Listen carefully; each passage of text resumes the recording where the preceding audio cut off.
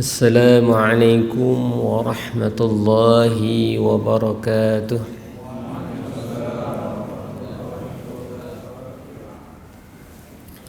Alhamdulillahilladzi arsala rasulahu bil huda wa dinil haqq liyudhhirahu 'ala ad-dini kullih wa kafaa billahi shahida. Asyhadu an la ilaha illallah wahdahu la syarika lah iqraran bihi wa tauhida, wa asyhadu anna Muhammadan abduhu wa rasuluh sallallahu alaihi wa ala alihi wa sahbihi wa sallama tasliman mazida. Jamaah Masjid At-Tanwir yang dimuliakan oleh Allah, masih dalam momentum tahun baru Hijriah 1446, perkenankan saya untuk mengetengahkan tema belajar dari hijrah Rasul, membangun peradaban unggul. Perlu belajar dari hijrah Rasul di momen ini karena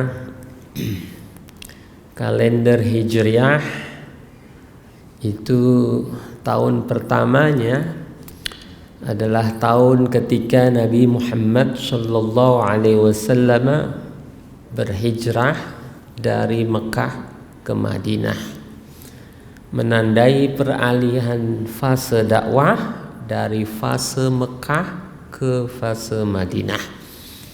Setelah Rasulullah SAW berhijrah, maka Rasulullah memusatkan aktivitas dakwahnya di kota Madinah yang sebelumnya adalah kota Yasrib. Yasrib secara bahasa dapat berarti saling mencaci, nama yang sepertinya tidak memberi pesan positif, ya. Sehingga Nabi Muhammad sallallahu alaihi wasallam mengganti nama kota Yasrib menjadi Madinah. Madinah itu bisa berarti kota dengan ciri-ciri atau karakter peradaban yang kuat. Kata Madinah ya, dalam bahasa Yunani mungkin bisa dihubungkan dengan kata polis, yang itu merujuk pada keteraturan, ya. Ada peradaban dan keadaban, ya. Atau dengan kata sivil dalam bahasa Inggris, yang itu merujuk pada keteraturan hidup bermasyarakat. Jadi Al-Madinah itu bisa juga diartikan sebagai kota peradaban. Al-Munawwarah artinya yang tercerahkan, ya. Itulah mengapa kita bisa bicara atau diskusi tentang bagaimana belajar dari hijrah Rasul untuk membangun peradaban yang unggul. Alhamdulillah, dengan karunia Allah kami bisa hadir di sini. Padahal kami ini saat ini bermukim di kota Sydney, Australia. Untuk beberapa lama saya hadir di Jakarta dan sekitarnya, tapi insya Allah besok malam kami akan kembali ke Australia. Kami mukim di Sydney yang sejauh atau sejarak 7 jam perjalanan dengan Garuda dari kota Jakarta, ya. Di Australia, alhamdulillah, perkembangan Islam itu sangat menggembirakan. Menurut sensus mereka tahun 2021, ya. Jadi buat mereka data tentang agama itu penting, ya. Mungkin tidak ada nama atau identitas agama dalam kartu pengenal, tapi buat mereka tetap penting mengenali agama dari warga mereka, ya. 3,2% ya warga Australia itu ya memeluk agama Islam. Warga Australia secara keseluruhan kira-kira sebanding dengan warga Jakarta pada siang hari, kira-kira seperti itu. Dengan angka 3,2% ini maka di Australia ya Islam semakin mapan dalam posisi sebagai agama terbesar ketiga. Terbesar pertama adalah Katolik, terbesar kedua adalah Anglikan. Ya. Namun kedua agama tersebut itu mengalami penurunan jumlah pengikut ya, dalam 1-2 dasawarsa terakhir yang sangat tajam penurunannya. Ya. Sementara Islam itu menjadi agama yang paling pesat pertumbuhannya di tahun-tahun yang lalu. Kecuali 5 tahun terakhir ya, pertumbuhan Islam di sana tertandingi oleh pertumbuhan agama Hindu yang terbantu oleh proses migrasi diaspora orang-orang Asia Selatan ke Australia ya. Jadi secara demografi tetap Islam adalah agama terpesat ya. Kedua dalam sensus terakhir. Kalau dalam sensus sebelumnya Islam adalah bahkan agama terpesat pertama ya. Namun walaupun 3,2% yang kalau kalkulasi sekarang itu ya kira-kira 1 juta, itu kalau sudah ditambah dengan mereka yang menetap secara sementara di Australia 1 juta ini terkonsentrasi di kota-kota besar, terutama Sydney dan Melbourne ya. Sydney itu adalah ibu kota dari negara bagian New South Wales. Di New South Wales ini 43% Muslim Australia berdiam di sini. 43%-nya di New South Wales dan sebagian besarnya di Sydney ya. Di Victoria yang ibu kotanya Melbourne itu 33% ya. Dan di Victoria lah Muhammadiyah alhamdulillah sudah mendirikan Muhammadiyah Australia College, lembaga pendidikan tingkat dasar dan menengah ya. Dari kelas 1 sampai kelas 12 alhamdulillah. Kami juga kabarkan inisiasi dan niat baik dari Muhammadiyah di Australia untuk mendirikan lembaga pendidikan yang lebih tinggi setingkat politeknik ya di Australia. Mudah-mudahan itu juga segera terwujud melengkapi amal usaha pendidikan Muhammadiyah di Australia alhamdulillah ya. Tadi saya katakan warga muslim terkonsentrasi di kota besar, di Sydney dan Melbourne terutama. Itu artinya di Australia kita bisa menjumpai kantong-kantong muslim ya. Di Sydney tidak sulit untuk menemukan restoran halal.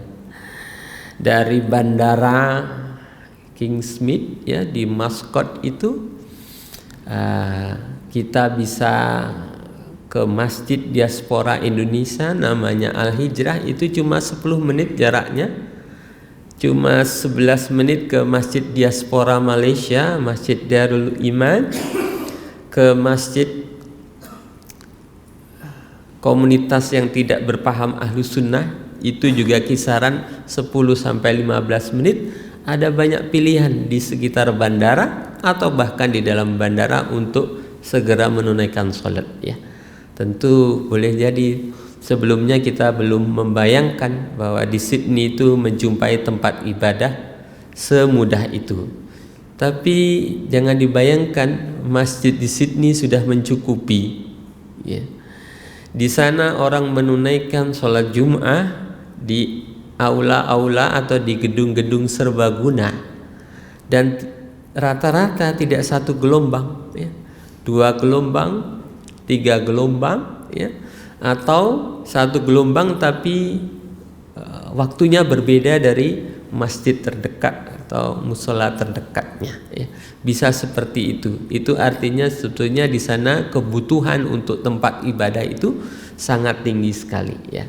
Jadi jangan dibayangkan hanya 1 juta se-Australia, yang di New South Wales itu hanya kisaran 400.000 ya. Tapi sebenarnya karena 400.000 itu terkonsentrasi di Sydney Raya, maka ada banyak local government areas ya. Kalau di sini setingkat di atas kecamatan tapi di bawah kabupaten ya. Jadi setelah state itu mereka tidak memiliki antara kabupaten dan kecamatan itu ya. Kalau kita kabupaten sendiri, kecamatan sini, kalau di sana ibarat satu ini namanya local government areas, itu sebagiannya sudah dikuasai secara sosial dan politik oleh umat Islam ya. Di antaranya adalah Canterbury Bankstown dan City of Cumberland ya. Itu wali kotanya sudah muslim ya. Dengan modal populasi muslim 23,6% di Canterbury Bankstown dan di Cumberland 22,8%, itu mereka dapat menguasai panggung politik internal di situ, dan itu memudahkan ya perkembangan Islam di sana ya. Ada sebuah area namanya Liverpool, ini Liverpool di Australia bukan Liverpool di Inggris. Itu juga pertumbuhan muslimnya sangat pesat ya. Dan di antara anggota konsilnya juga ada muslimnya ya. Jadi fenomena Islam di Sydney Raya alhamdulillah sangat menggembirakan. Yang ingin saya sampaikan itu adalah oleh-oleh dari sana ya. Saya tidak membawa oleh-oleh coklat untuk hadirin Masjid At-Tanwir ini ya.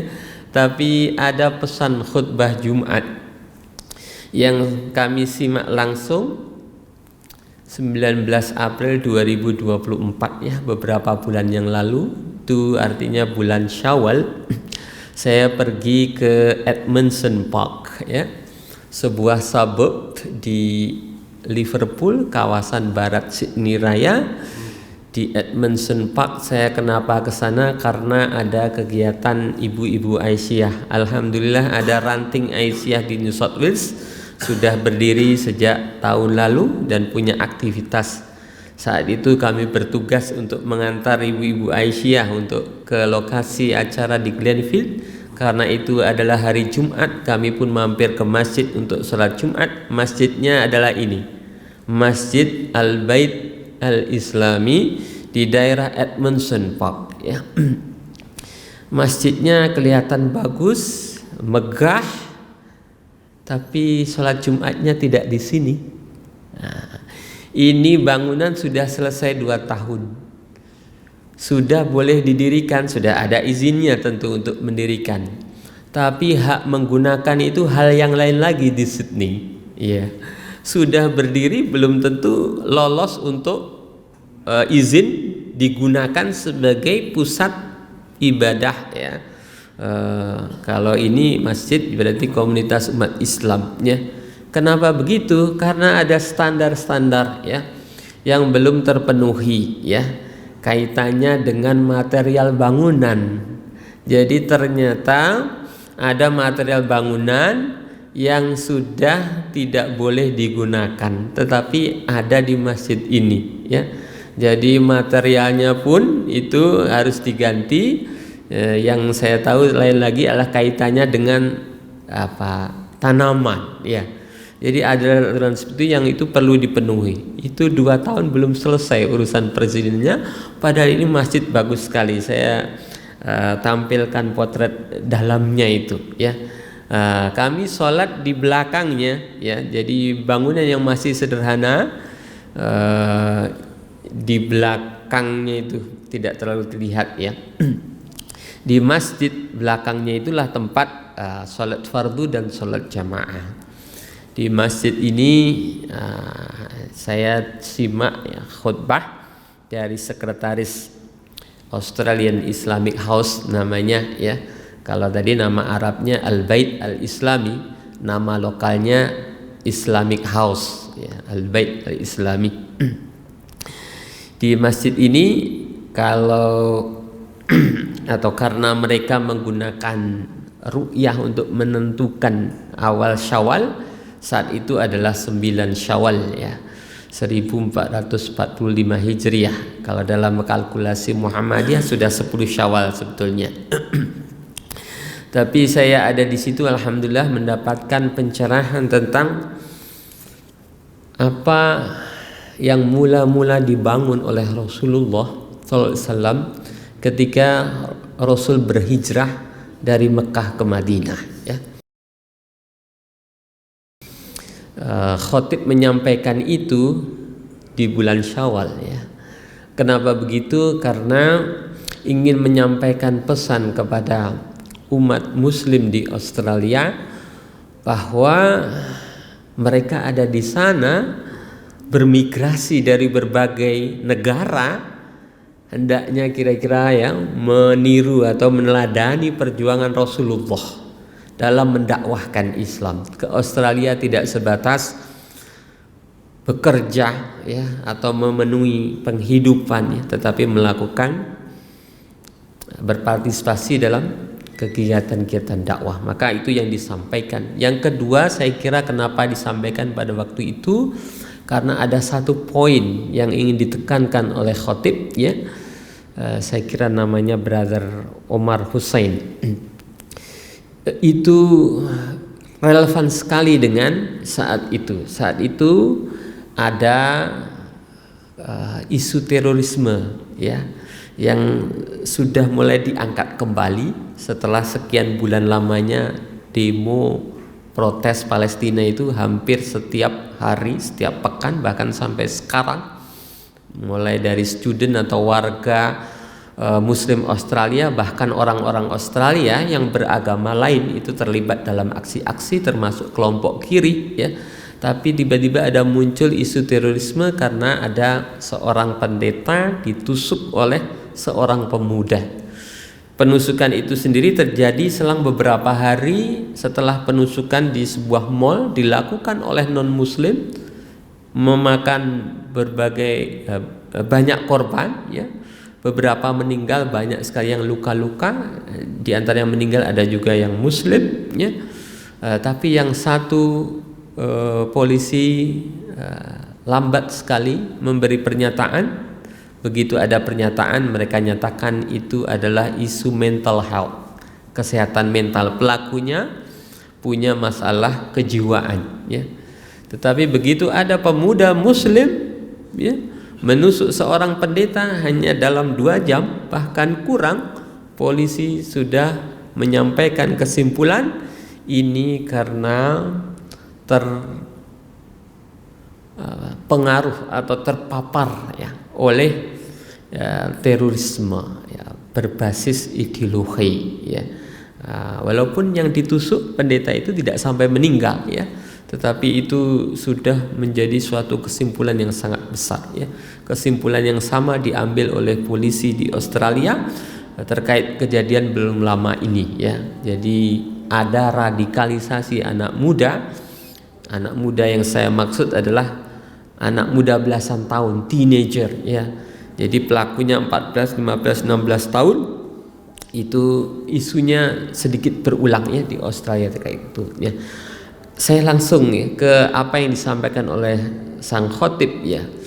Jadi khatib mengingatkan saya tentang apa yang dibangun oleh Rasulullah SAW ketika berhijrah ke Madinah ya, untuk menata peradaban, bahkan menata negara dalam sebutan sebagian orang ya. Yang pertama yang dibangun oleh Rasulullah adalah masjidnya. Sebelum sampai kota Madinah itu Rasulullah membangun Masjid Quba ya. Saya kira beberapa hari Rasulullah di situ ya, 3 atau 4 hari sebelum sampai ke kota Madinah. Sampai di Madinah pun Rasulullah segera membangun Masjid Nabawi ya, sebagai pusat kegiatan tidak hanya keagamaan atau keagamaan tapi dalam pengertiannya yang universal ya, mencakup keilmuan ya, bahkan sosial, ekonomi, politik, budaya. Masjid Nabi itu pusat segala macam kegiatan itu ya. Tidak semata untuk sholat fardu, tapi juga banyak aktivitas yang lain. Masjid melambangkan universalitas Islam, ya. Yang kedua yang dibangun, yang segera dibangun oleh Rasulullah adalah persaudaraan berbasis keimanan, ya, antara kaum muhajirin dan kaum ansar. Sebelumnya Rasulullah sudah merekatkan persaudaraan di antara kelompok Aus dan kelompok Khazraj, ya. Begitu banyak yang bermigrasi ke Madinah, ada orang-orang muhajirin dipersaudarakan, ya, dengan kaum ansar, ya. Ada akses ekonomi yang dibagi oleh orang-orang ansar, ya, termasuk juga, ya, hal-hal yang bermanfaat lainnya, ya, termasuk juga, ya, ada kebutuhan-kebutuhan sosial seperti pernikahan juga disediakan, ya, oleh kaum ansar, sehingga persaudaraan muhajirin dan ansar sangat kuat sekali, ya, dan itu menjadi fondasi penting dari keunggulan Islam, kejayaan peradaban, ya. Elemen penting yang ketiga yang dibangun oleh Rasulullah adalah perjanjian bersama lintas kelompok, ya. Tidak cuma sesama muslim didekatkan persaudaraannya, tetapi Rasulullah membangun masyarakat yang memayungi semua kelompok, baik muslim atau non muslim. Di Madinah ada kelompok Yahudi, ada orang-orang Badui, ada orang-orang dari berbagai suku, ya, yang berbeda, ya. Mereka diikat bersama oleh perjanjian yang disebut dengan Sohifah Madinah, ya, atau Piagam Madinah, yang lain menyebut Misak Madinah, ya. Ini tiga hal yang penting buat kita berefleksi ketika kita memasuki tahun baru Hijriah, ya. Apakah kita sebetulnya sudah meladani Rasulullah? Belum sampai ke fase akhir Madinah, fase awalnya saja. Apakah kita ini terlibat dalam upaya untuk mendirikan masjid sebagai pusat, ya, keunggulan, pusat aktivitas masyarakat, ya? Apakah sudah terlibat? Apakah kita sudah terlibat dalam atau terikat dalam persaudaraan yang kuat sesama muslim, ya? Jangankan dengan yang pendatang, kadang sesama yang tidak kemana-mana, ya, boleh jadi kita belum terikat, ya, secara kuat, ya, dalam persaudaraan sesama muslim. Kita masih boleh jadi terkotak-kotak atau ada hubungan yang retak dengan sesama. Penting untuk kita mengingat ini kembali. Yang berikutnya, hubungan kita dengan non-muslim sekalipun, ya. Apa kesepakatan atau agreement yang kita bangun dengan mereka, ya. Ini penting menjadi tolok ukur kita untuk meladani Rasulullah SAW, ya, di tahun baru Hijriah ini. Rasulullah SAW sendiri berhijrah antara 27 Safar, ya, sampai 11 atau 12, yang lain menyebut 16 Rabiul Awal. Tidak di bulan Muharram memang, tetapi nama kalender kita Hijriyah, ya, takwim kita itu karena ada peristiwa hijrah Rasulullah SAW yang menjadi tonggak dari kebangkitan umat bertauhid, umat Islam, yang nanti ujungnya adalah meraih keberhasilan yang sangat gemilang, ya. Ini yang disampaikan oleh khotib, ya, waktu itu, yang saya bawakan sebagai oleh-oleh kepada atau untuk hadirin jamaah Masjid At-Tanwir saat ini, ya. Dari bacaan saya juga menemukan bahwa sebetulnya Rasulullah itu tidak hanya tiga hal itu saja yang dibangun oleh Rasulullah. Ada banyak hal lain yang bisa diungkap, mungkin hanya bisa diungkap secara lebih jelas oleh mereka yang mendalami, ya, disiplin ilmunya, ya. Tapi dari yang saya temukan, saya menemukan narasi bahwa sebenarnya Rasulullah itu ke Madinah mula-mula juga langsung membangun pasar alternatif, di mana ada keadilan dalam transaksi perniagaan dan ekonomi, ya, coba ditegakkan, ya, untuk memberi kekuatan ekonomi yang lebih besar, ya, kepada orang-orang beriman, ya. Rasulullah juga membangun diplomasi internasional, ya.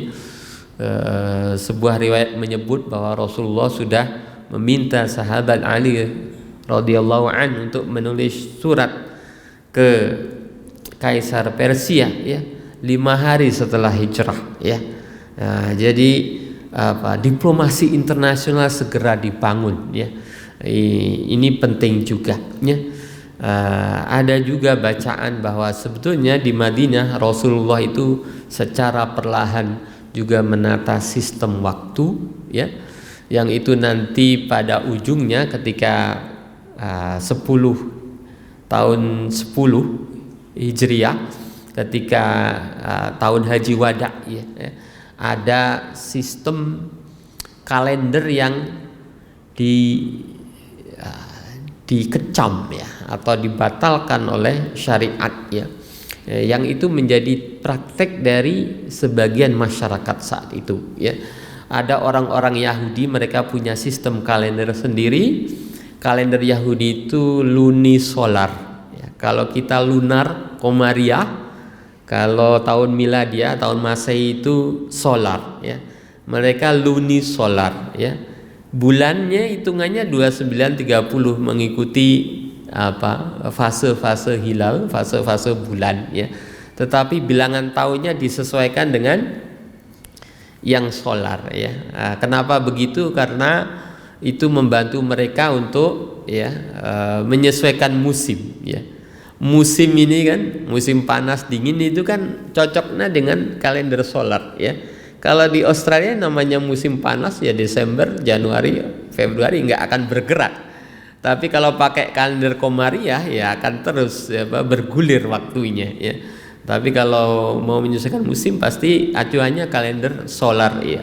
Contohnya adalah kalender Masehi itu atau kalender miladi itu contohnya. Sementara orang Yahudi lunisolar, mereka akan menambahkan tidak bulan biasanya, tidak hari biasanya. Seperti tahun kabisat itu kan nambah hari ya.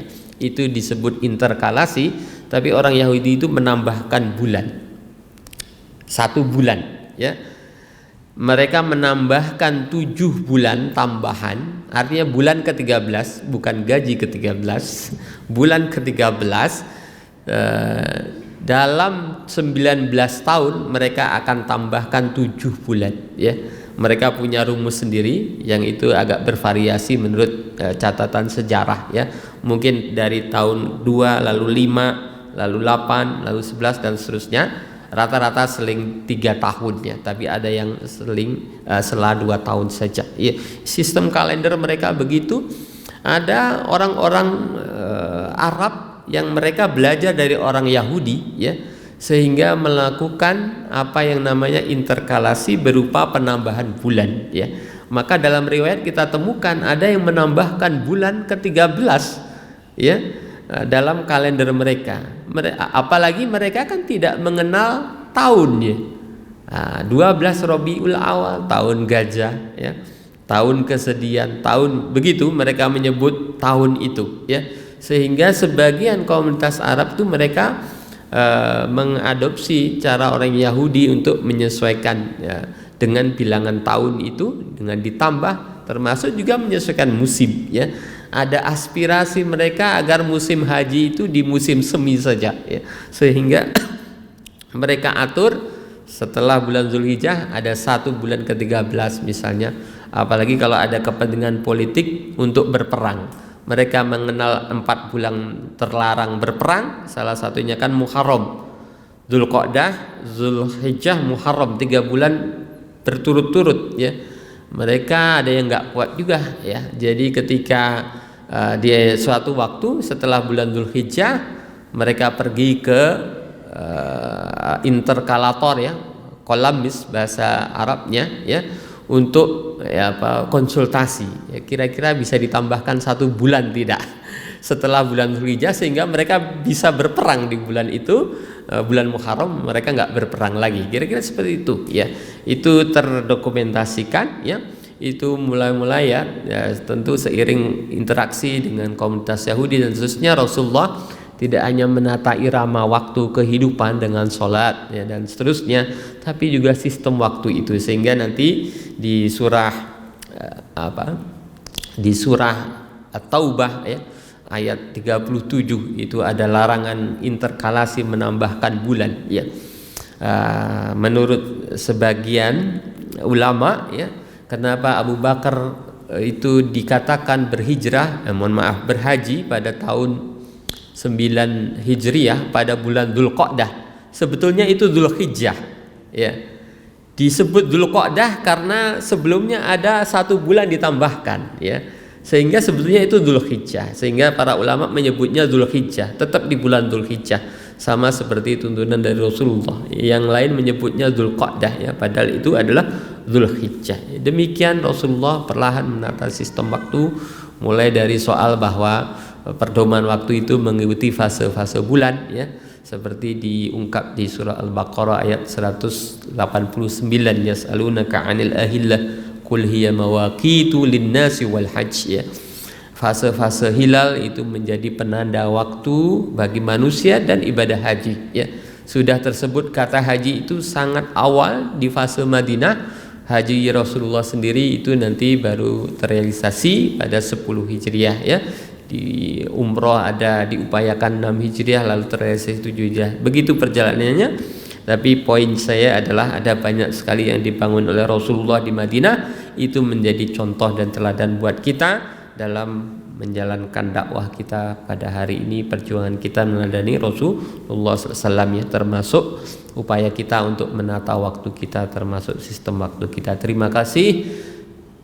Nasrun minallah wa fadlun qarib wa basyiril mu'minin. Wassalamualaikum warahmatullahi wabarakatuh.